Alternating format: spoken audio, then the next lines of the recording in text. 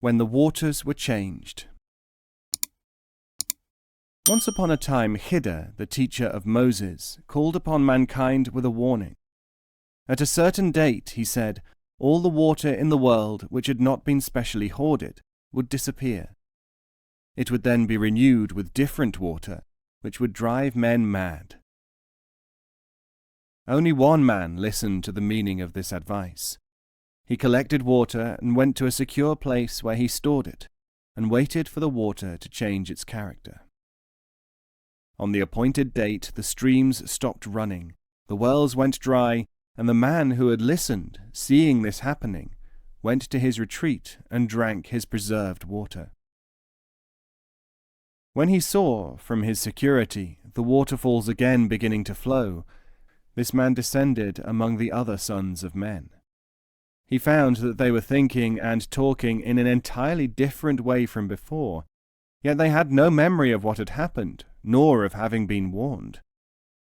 When he tried to talk to them, he realized that they thought that he was mad, and they showed hostility or compassion, not understanding. At first he drank none of the new water, but went back to his concealment to draw on his supplies every day. Finally, however, he took the decision to drink the new water because he could not bear the loneliness of living, behaving, and thinking in a different way from everyone else. He drank the new water and became like the rest. Then he forgot all about his own store of special water, and his fellows began to look upon him as a madman who had miraculously been restored to sanity. First things first. To the Sufi, perhaps the greatest absurdity in life is the way in which people strive for things, such as knowledge, without the basic equipment for acquiring them.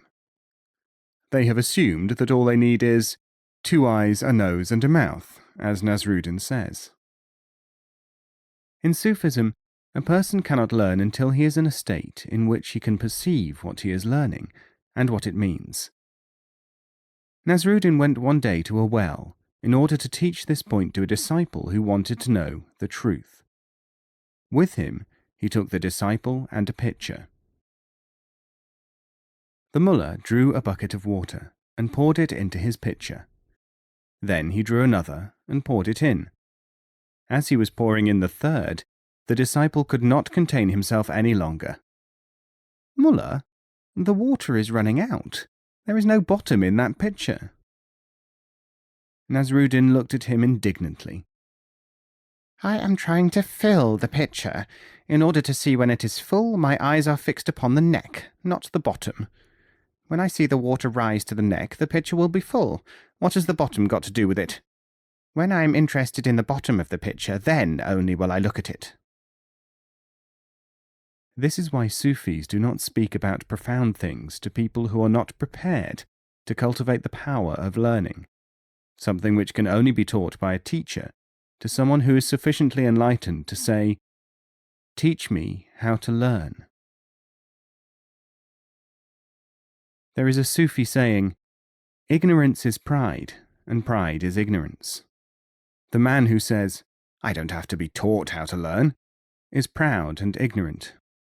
Nasruddin was illustrating, in this story, the identity of these two states, which ordinary humankind considers to be two different things. In accordance with a technique known as opprobrium, Nasruddin was acting the part of the ignorant man in his picture charade.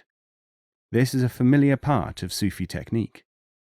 His disciple pondered this lesson, linking it with other absurd actions of the mullah. A week later he went to Nasruddin and said, "Teach me about the pitcher. I am now ready to learn." Commander of the Faithful.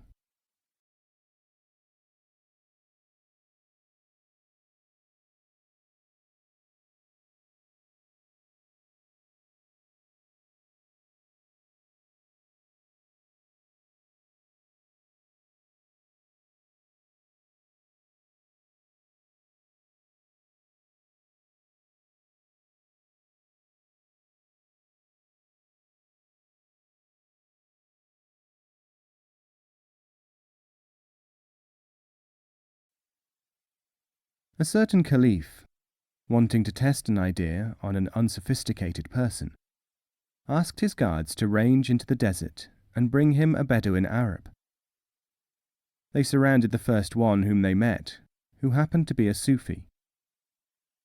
"The commander of the faithful requires your presence," said the captain of the guard. "Who are the faithful, and how do they come to have a commander?" he asked.